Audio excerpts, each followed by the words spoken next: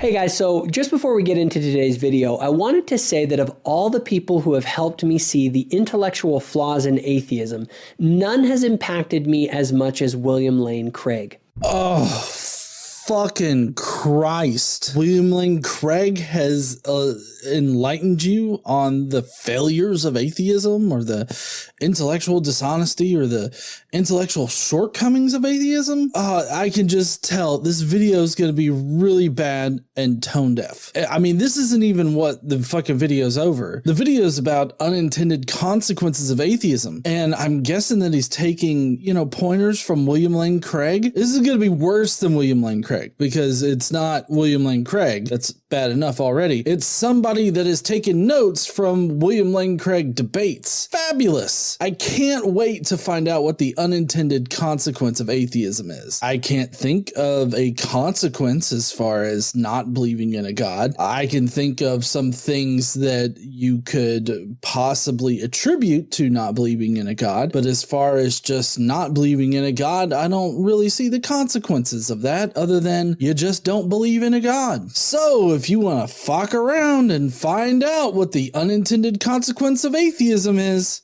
then please stay tuned.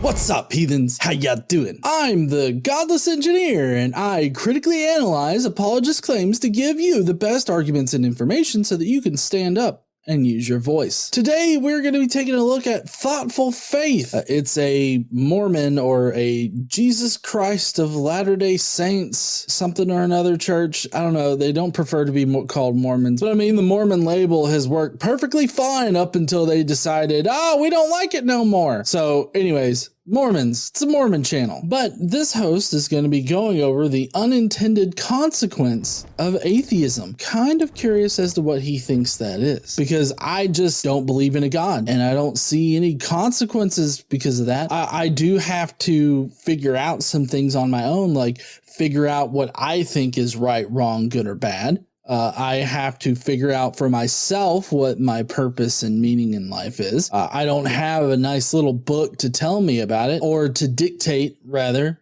what I have to think is morally good, bad, right, or wrong, and what my ultimate purpose and meaning is. In the Christian faith, it's not all that great and fantastic, because the purpose and meaning to life is to just praise God. Everything you do has to praise God, and that just doesn't seem exciting to me. Even when I was a Christian, that didn't seem all that exciting to me. So, I mean, I guess you could say that I wasn't all that good of a Christian. We're going to be taking a look at what he thinks is the unintended consequence of atheism.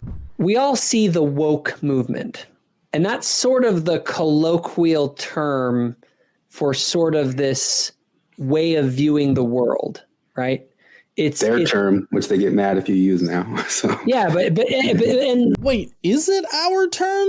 Because I feel like it's been used as a pejorative for a pretty long time for liberal ideas. In any case, I doubt that these two guys can actually define what woke actually means. I mean, dipshit DeSantis from Florida, he is trying to ban woke shit. But even then, they haven't really been able to define it all that well. My guess is that these two guys are using woke as a synonym for liberal ideas. Oh, and I did look up like the origins of woke, at least the idea of woke that we're talking about here, this particular context. And it did arise out of protests against the shooting of unarmed Black Americans. So liberals, I guess, did start using it, but it's since become a pejorative used by the conservative Christian right-wing assholes. The technical term for it is critical consciousness. Okay. It's the idea that you now are awake to the power dynamics of society, and now your mission in life is to play that game of those power dynamics. And, for most of them, it's to create equity within the power dynamic structures of society. And the people at the top of the power dynamics are white heterosexual males. And so that's why the patriarchy needs to go. And anyway, There's all that kind of stuff that's built into it. Okay. I don't understand how any of this applies to atheism. Maybe they're going to get to the point here soon. I would agree that there is systemic racism, that there is this uneven power dynamic between those at the top of our society and other people within the society. And those at the top of the society, those top 1%ers or whatnot, are generally white, heterosexual, old ass males. Those are the ones that are generally at the top, and I would consider it, patriarchal in nature, which has been a problem for a long time. So I guess you could call me woke as shit. But what I want to kind of pull this back to is to the way that this relates to religion itself. Because what's happened is that I think that the new atheist movement, they had the fantasy that let's get rid of religion and then everyone will get really, really rational, and like the rational utopia will emerge from the death of religion. No, that I don't agree with this at all. For one thing, new atheism, I really hate that term because it's not really new. It's just atheism, the atheist movement. They call it new atheism because we started speaking up and speaking out against religious preferential treatment, religious bigotry. Like, we actually started speaking up and pushing back against the religious majority in the world. And so that's why they call it new atheism. It seems because what new atheism, that particular term, was coined after 9/11. That seems to be the pivot point, or at least in what I've researched, that seems to be the pivot point, because that inspired a lot of atheist writers to start writing books about how dangerous religion can be and what effect religion has had on society. Sam Harris came out with his books because of what happened on 9/11, and then subsequently you got, Dawkins, Hitchens, Daniel Dennett, and just the whole slew of like old guard atheists started writing, their books. What they mean is that atheists stopped being quiet, stopped being just like, oh, well, I'll just keep my opinion to myself. We started pointing out the problems within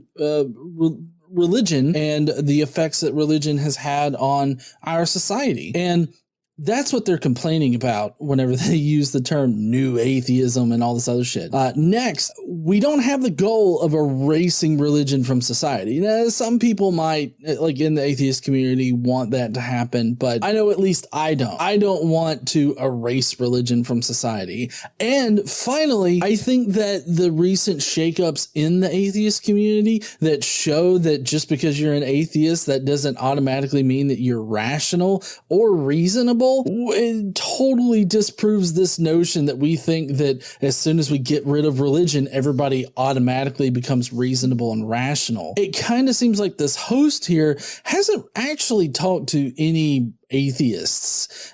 Maybe he's talked to some like extreme fringe kind of atheists that say that, oh, if we wipe religion off the earth, we'll all become rational and reasonable people. But that's just not reality, because obviously the rational and reasonable part is more a thing of the human condition, because being rational and reasonable is something outside of religion. Now, I do think that if somebody does believe in God, that they do have some irrational or unreasonable thoughts about reality, but that doesn't mean that I consider them to be irrational or unreasonable in general. And I don't think that if we get rid of religion, that means that everybody's going to automatically become those things. Oh, they were and that's not what happened. Nope, not at all. At all.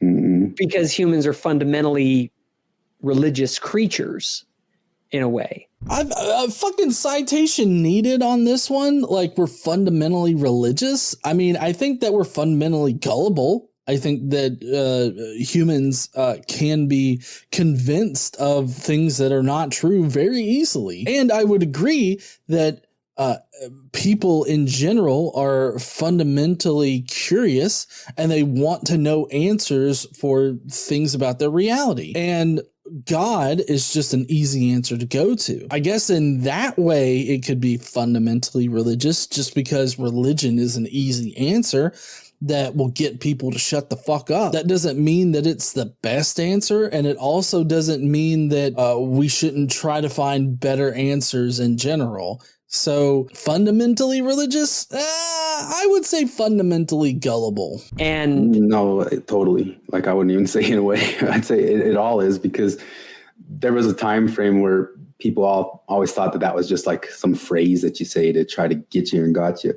But no, if I go down to the bottom of the theories, just the same way that these guys go to the bottom of religious theories to try to debunk it, if we go to the bottom of all your theories, there's a mysticism down at the bottom of it, an admitted one. And I don't think there is any that isn't. I mean, I think you've pointed out that Nietzsche kind of gets there, but that's the realism of their situations, because we say the postmodernists say there's no hard truth, but they fail at that, right? Because they'll say that there's a hard truth that the hard truth is that the top of it's an oppressor, or they say something like, the postmodernists, I mean, they say something like they don't believe in like a grand narrative, but then it's all obvious. If you read through all their writings, like you read Leotard, he's obviously a Marxist and said that he was pushing for Marxists, and hope in the same way that you're talking about the new atheists, most critical people who just do critical stuff always have this thing of, if I criticize it down to zero, utopia springs out. And that's what maybe Karl Popper called like a historicism, or that really is the belief of like Marcuse or people like that who thought they could. I mean, they also never had to posit anything positive, so they could never be criticized. But if we just criticize all the way down, but the way it comes in like a hard scientific criticism or some Marxist criticism, because critical theory, if you look it up, there's critical thinking and critical theory, which are two different things. Critical theory is explicitly Marxist, but I think in a weird way, they both still act in the same way. You're just criticizing all the way down, deconstructing all the way down, and then you think utopia comes from that.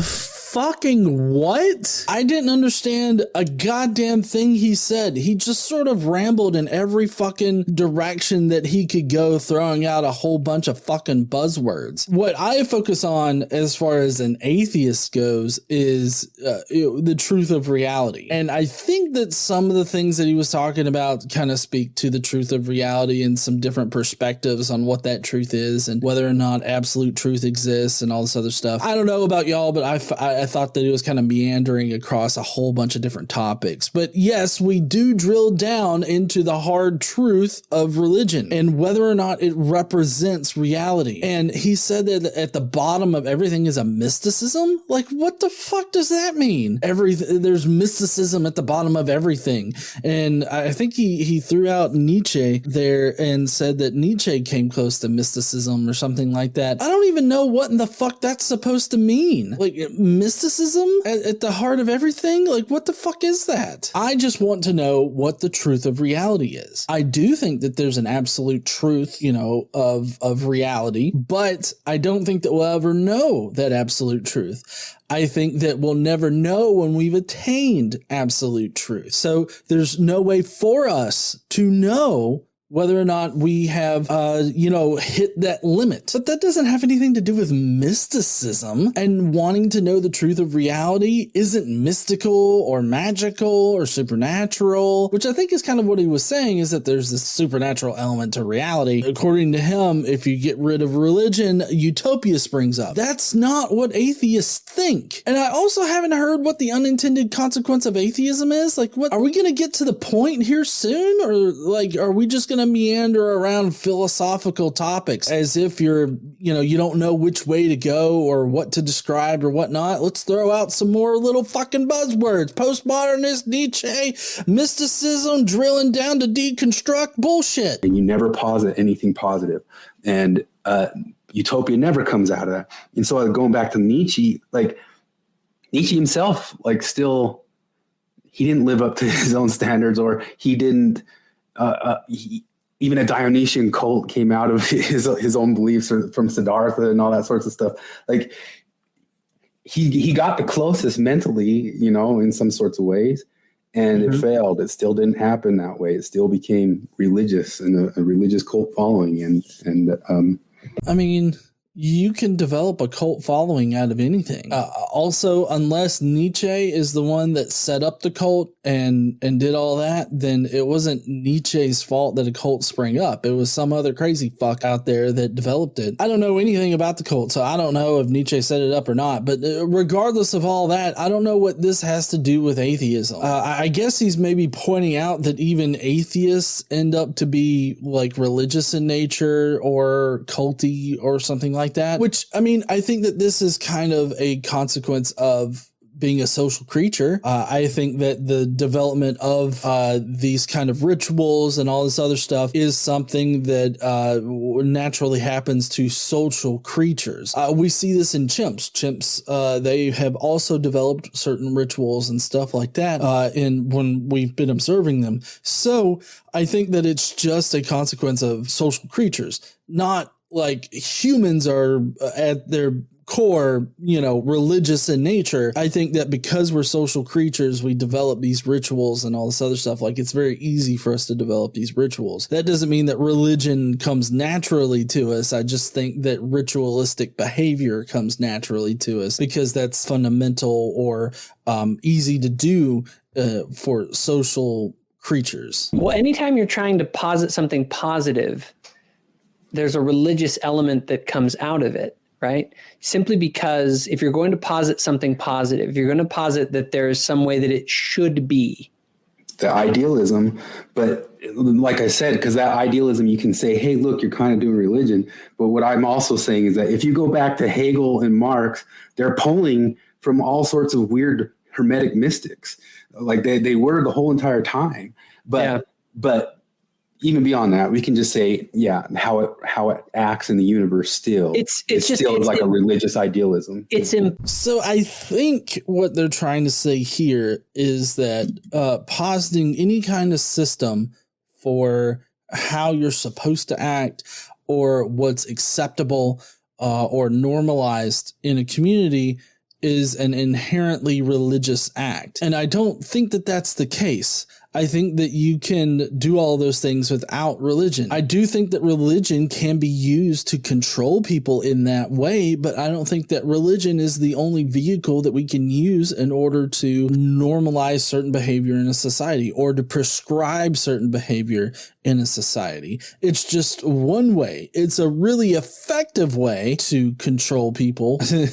Obviously, by how prevalent religion is in society and controlling people now, I think that you can definitely do it without the need for bullshitting people about the old magical wizard in the sky that's going to strike you dead if you don't do exactly what he wants. Possible to build something positive without creating a structure, a hierarchy of values, and then you have to ground that hierarchy of values in something.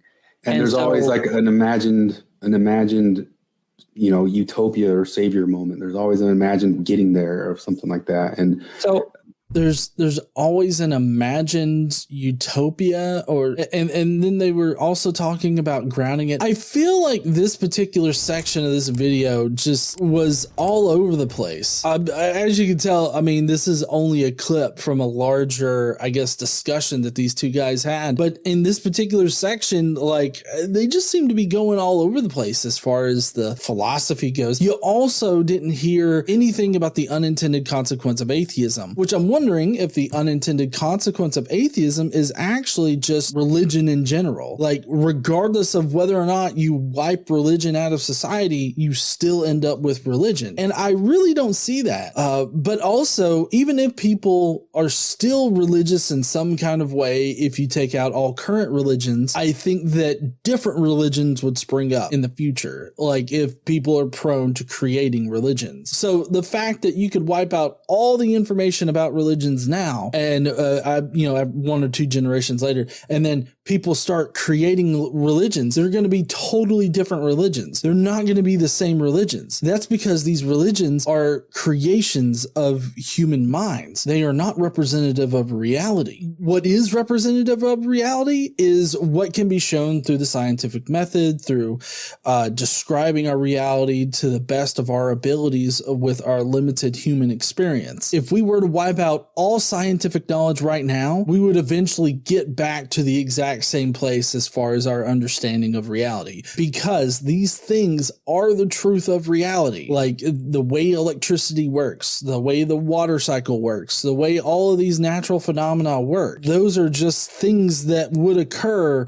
and continue to occur in the way that they have been, regardless of whether or not we know about it, regardless of whether or not we're here. But getting back to this video, obviously these guys think that even if you wipe religion off the earth, people are still going to be religious. Even atheists are religious, I guess, in their particular view of society and social species. And I really don't see that. I do see social species being ritualistic, and I think that out of that you can develop religions and everything like that. But I mean, people are ritualistic just in general, and it doesn't result in religion. So that doesn't mean that just because you are ritualistic that you're going to develop a religion out of it. I think that some people develop religions, and I don't know that if we were to wipe all religion out, religions would definitely come back. But even if they did, because they're not representative of reality, they would be completely different than the religions we have now. But that's going to be it for their video. It was short and sweet and meandering all over the fucking place. I think that I figured out what their unintended consequence was. All in all, though, I am just not convinced of their philosophical ranting and meandering around entire topics. I feel like they have this concept of the atheist community in mind, of atheists in general, the entire demographic. They have this idea that we just want to wipe religion off the face of the earth. And that's not true for a majority of atheists. I do agree that there are some atheists out there that are like, fine, fuck religion, wipe it off the earth, forcefully remove it from society. Sure, there are those kinds of people. You can't judge the entire demographic of atheists just because a few atheists have these extreme kind of ideas. It would be similar to me describing all Christians as being pedophiles that want to rape your children. I mean, that wouldn't be fair. And I'm not saying that people should do that. I'm saying that it's wrong and you shouldn't be doing that, but these guys are. Which, by the way, they're Mormons, so they think Joseph Smith was visited by Moroni and that Jesus came to North America, hid some golden plates in the ground, and, Eden's in Missouri or some shit. So, form your opinions accordingly. Well, heathens, that's going to be it for me today. If you will, please go down below and let me know what you think. Did you understand their meandering? Was it not really meandering? Were they actually making thoughtful comments? Let me know down below. And while you're down there, why don't you smash that like button and subscribe if you like this kind of video. Don't forget to stand up and use your voice. Bye, heathens.